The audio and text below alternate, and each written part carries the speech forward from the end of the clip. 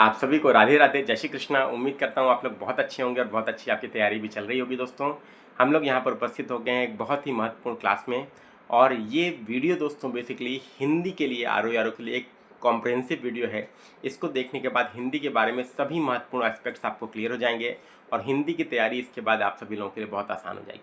ठीक है, तो जल्दी से कमेंट बॉक्स में कमेंट कर दीजिए। आप लोग बता दीजिए सभी लोग, जीएस की जो स्ट्रैटेजी वीडियो आप लोगों ने देखा जो मैंने दिया था, जिस रणनीति को फॉलो करके मैंने हर बार एग्ज़ाम को क्लियर किया, क्या आप लोगों ने वो वीडियो देखा कि नहीं देखा? चैनल के होम पेज पे जाइए, उस वीडियो को ज़रूर देखिए दोस्तों। वो सबसे बेस्ट सेलर वीडियो है और आप सभी छात्रों के द्वारा बहुत ज़्यादा लाइक किया गया है। ठीक, चलिए स्टार्ट करते हैं दोस्तों। देखिए, सबसे पहले अगर बात करें तो जीएस की रणनीति मैंने आपको बताई थी, जिसमें मैंने आपको बताया था किस प्रकार आप बहुत आराम से जीएस में 84 क्वेश्चन आराम से सही कर सकते हैं। ठीक, मैंने आपको इस तरह की किताबें भी बताई थी, सिलेक्टेड सब्जेक्ट्स बताए थे, केवल 4 सब्जेक्ट्स पढ़ के आप आराम से जीएस में 84 क्वेश्चन के आसपास बहुत आराम से सही कर सकते हैं।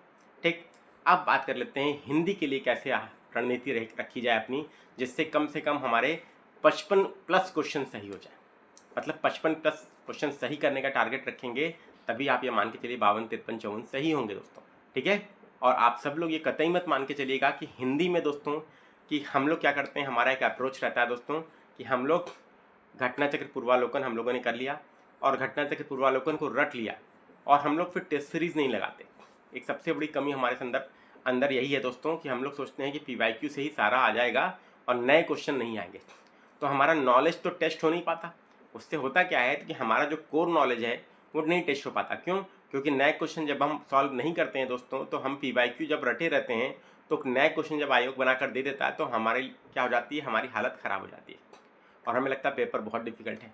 लेकिन दोस्तों जब हमने मूल स्रोत से पढ़ा है, तो मूल स्रोत से पढ़ा है दोस्तों, तो हमें क्वेश्चन भी नए लगाने चाहिए ताकि हम टेस्ट कर पाएँ कि हमारा नॉलेज का लेवल क्या है। ठीक वैसे ही दोस्तों जैसे जीएस में परिवर्तन हो रहा है, ये मत मान के चलिएगा दोस्तों कि हिंदी में भी जैसा पिछले वर्षों में देखा गया कि बहुत आसान क्वेश्चन पीवाईक्यू पढ़ के भी बच्चा जा रहा है तो 55 प्लस क्वेश्चन सही कर ले रहा है या 60 में 60 भी कर ले रहा है। बहुत ऐसा जरूरी नहीं है दोस्तों कि हर बार ऐसा ही हो। इस बार हो सकता है आयोग हिंदी में भी पैटर्न को चेंज कर दे, तो इसके लिए आप लोग तैयार रहिएगा। इसलिए ये वीडियो तो बहुत इंपॉर्टेंट है आप सभी लोगों के लिए। अब देखिए, इसमें तरीका आपको बता रहा हूँ कि हिंदी के लिए आपकी 3 टियर स्ट्रैटेजी जो है, 3 टियर स्ट्रैटेजी क्या होनी चाहिए हिंदी के लिए, जिससे आप एग्जाम को क्लियर कर सकते हैं हिंदी में अच्छे स्कोर के साथ। अब देखिए दोस्तों, 27 जुलाई को आपकी परीक्षा है। अब आपके पास 4 महीने का समय है। 4 महीने में दोस्तों मैंने आपको बताया कि जीएस के लिए जो जीएस वाली रणनीति की वीडियो दी थी मैंने, होम पेज पर जरूर देख लीजिएगा आप सब लोग जाके। उसमें मैंने आपको बताया था कि आपको 4 सब्जेक्ट जीएस के करने हैं, करंट अफेयर करना है, मैथ्स रीजनिंग करना है। करंट अफेयर मैथ्स रीजनिंग 1-1 घंटा करते रहिए, 4 से 5 घंटा जीएस पे करिए। कितने घंटे हो गए? 6 घंटा हो गए। इसके बाद दोस्तों 6 से 7 घंटा हो गए, 1 से 1.5 घंटा हिंदी पर भी दीजिए रेगुलरली, अगर आरओ की परीक्षा को इस बार ही क्लियर करना चाहते हैं तो। और उसमें क्या करना है दोस्तों, आपको 2 चीज़ें करनी है। एक, मूल स्रोत भी पढ़ना है आपको। मूल स्रोत मतलब बेसिक सोर्स, आपका जो ओरिजिनल सोर्स जो है, एक बुक आपको रेफर करनी चाहिए। वो बुक आपकी हरदेव बाहरी सबसे बेस्ट बुक है दोस्तों। कुछ लोग आपसे कहेंगे आदित्य पब्लिकेशन की बुक भी बहुत अच्छी है, तो मैं मना नहीं करूँगा उसको दोस्तों। आप आदित्य पब्लिकेशन भी चाहें तो उसको भी रेफर कर सकते हैं, क्योंकि बेसिक कंसेप्ट आपके क्लियर होने चाहिए कि तत्सम क्या होता है, तद्भव क्या होता है, ठीक है, उपसर्ग प्रत्यय क्या होता है। ठीक है, समझ में आ रही बात? ये सारी चीज़ें आपको पता होना चाहिए। जब तक आपको पता नहीं होगा दोस्तों, तब तक आप पीवाईक्यू कितना रट लीजिएगा। ठीक है, बहुत सारे लोग ऐसे होंगे जिनको हिंदी बहुत अच्छी होगी दोस्तों, उन्होंने स्कूल कॉलेज के लेवल पे बहुत अच्छा पढ़ा होगा, तो उनको हो सकता है आवश्यकता ना पड़े। लेकिन बहुत सारे छात्र ऐसे भी होंगे दोस्तों जो इंजीनियरिंग बैकग्राउंड के हैं, साइंस बैकग्राउंड के हैं, उनको ज़रूरत होगी तो वो रेफ़र कर लेंगे। हरदेव बाहरी ज़रूर रेफ़र कीजिए आप लोग। प्री के लिए भी काम करेगी आपके लिए और मेंस के लिए भी वो बुक ज़रूर काम करेगी। जैसे जीएस में मैं आपसे बोल रहा हूँ कि स्पेक्ट्रम मॉडर्न हिस्ट्री के लिए, पॉलिटी के लिए लक्ष्मीकांत, ज्योग्राफी के लिए एनसीईआरटी, साइंस के लिए एनसीईआरटी, इकोनॉमी के लिए NCERT plus budget economic survey government scheme, इसको एक रेफरेंस बुक बनाइए।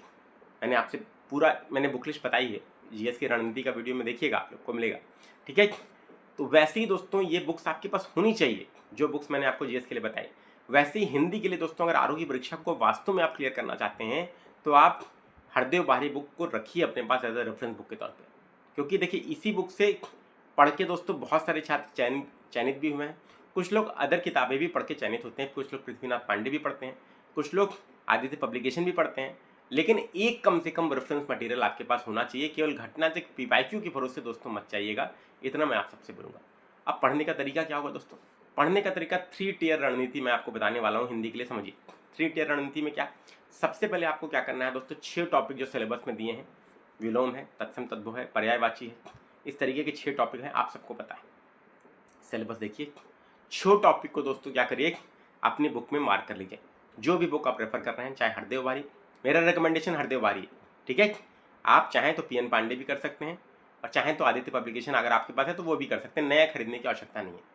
प्री के लिए बात कर रहा हूँ, अभी मेंस के लिए नहीं बात कर रहा हूँ, केवल प्री के लिए बात कर रहा हूँ। अगली वीडियो आपको निबंध के लिए दूंगा कल, ठीक है। तो निबंध के लिए भी पूरी तैयारी कैसे आप अभी से शुरू करनी है, आपको ज़रूरी है अगर क्लियर करना है तो। और आप लोग अगर फॉलो करते हैं चैनल को, पसंद आ रहे हैं वीडियोस आपको, स्ट्रैटेजी वीडियोस, तो निश्चित रूप से इसे ज़्यादा से ज़्यादा लोगों तक शेयर करके पहुंचाइए दोस्तों, ये आपका दायित्व बनता है, इतनी अपेक्षा मैं आप सबसे कर सकता हूँ, ठीक है।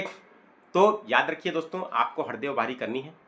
हरदेव वारी से इन चैप्टर्स को मार्क कर लीजिए और इन चैप्टर्स को पढ़ डालिए दोस्तों। डेली का टारगेट रखिए 1 से 1.5 घंटे में आपके कम से कम 10 से 20 पेज आराम से हो जाएंगे। 10 से 20 पेज पढ़िए।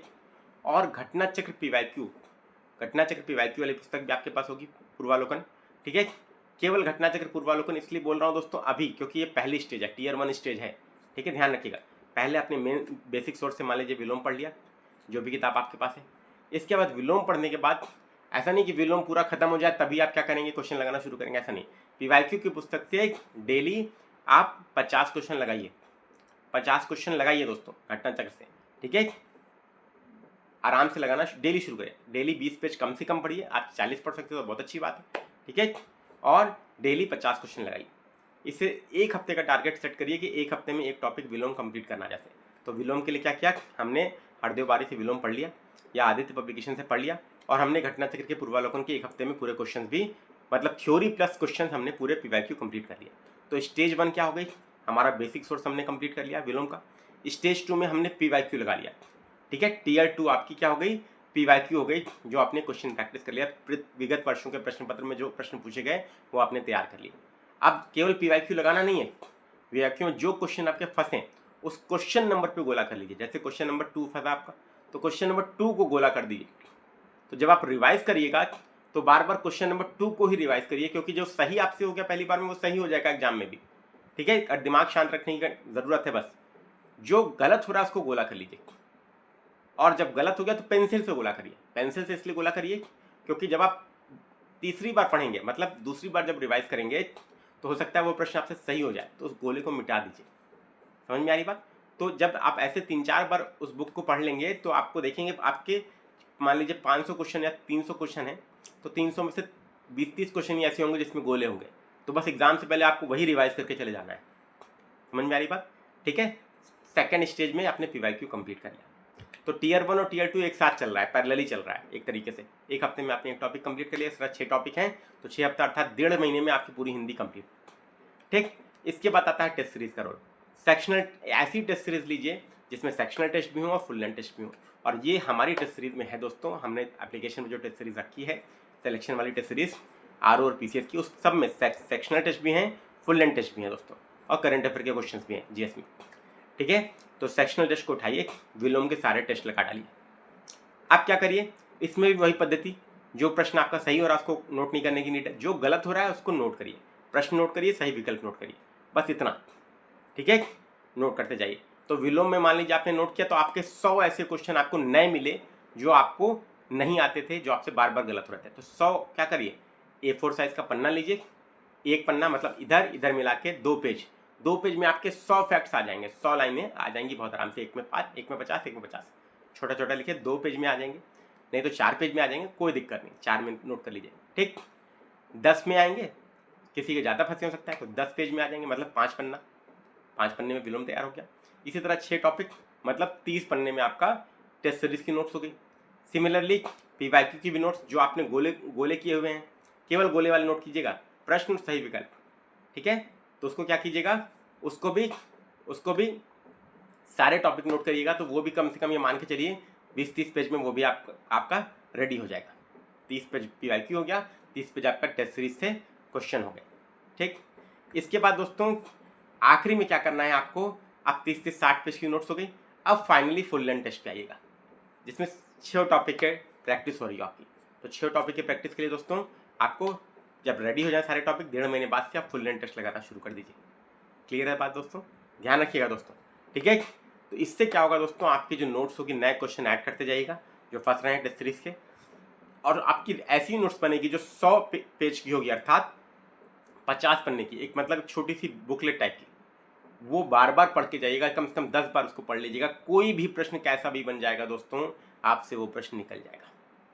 समझ में आ रही बात?